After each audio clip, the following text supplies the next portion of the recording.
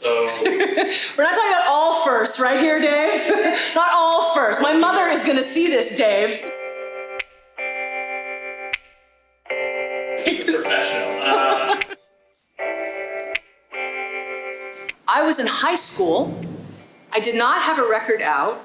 There was a radio station in Toronto that used to play indie tracks. You could send in your song. They would pick one, either per week or bi-weekly, and somehow my song got picked. And someone, I can't remember who, sent a track a demo that I had made. It was a cover of Eleanor Rigby picks up the rice in a church where a wedding has been, lives in a dream, waits at the window, wearing the face that she keeps in a jar by the door. Who is it for? All the lonely people, the Beatles, Eleanor Rigby. And they played it on the radio. And I remember I was living with my parents, obviously, and I came running up from the basement. Somebody had called to say they were gonna play it, or they had announced it, and I came running upstairs. I was like, they're gonna play my song on the radio! They're gonna turn on all the radios! And we turned on all the radios and listened to it. I was leaving a show. It was on our first tour. We were in Prince Edward Island, Canada, on the East Coast, and the venue was attached to the hotel where we were staying. And after the show, there was like a walkway that connected it, and I walked from the venue back to the hotel, and there was a crowd on the other side of the walkway. They were sort of in the lobby, and they were singing Let It Rain. The whole crowd started singing Let It Rain in the lobby of this hotel. And I think I went down and joined in, and that was a surreal but amazing experience. First time somebody recognized me on the street. I have an advantage because I have very noticeable, I sport my own headwear. So if my hair is kind of in a ponytail or tied up, I don't get recognized that often. What I find I get a lot is, hey, you're Amanda Marshall. Yeah, I am. No, you're not. No, you're not. No, wait, sorry, no, you're not. First time somebody recognized me on the street was probably in my hometown. It was probably in Toronto.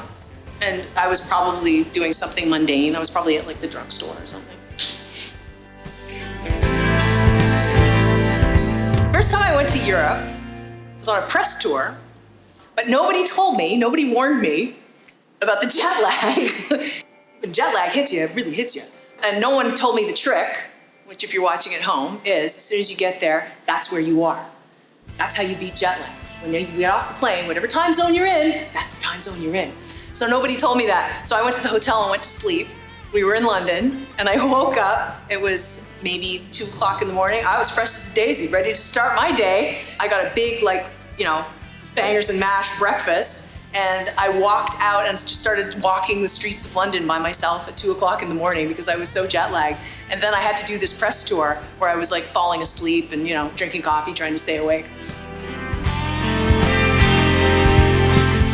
Well, our first headlining tour, by the end of it, we had, I think, 16 or 18 people on a 12-bunk bus. We had people sleeping in the back lounge. We had people sleeping in the front lounge.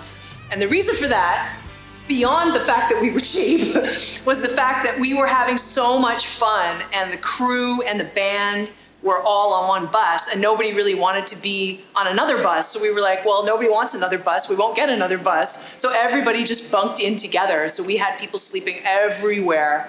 I remember at one point, we were opening for John Mellencamp in the southern United States, and I came out one night after the show, and someone had tied a dog to our bus, this little black dog. And I had never had a dog growing up. I was one of those kids who always begged for a dog. I have dogs now. And I desperately wanted a dog. And I knew this was my dog. This was my dog. Someone had left this dog for me.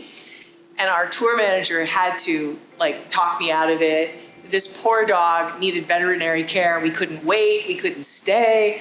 And I remember we called the local ASPCA, and they came and I had named the dog. I don't remember what I named the dog, but I named the dog. I was crying, handing the dog over to the animal control officers. who promised me that the dog would go to a good home. I really hope he did. But yeah, that was a huge memory for me. All of us on this one bus with the dog that I never had.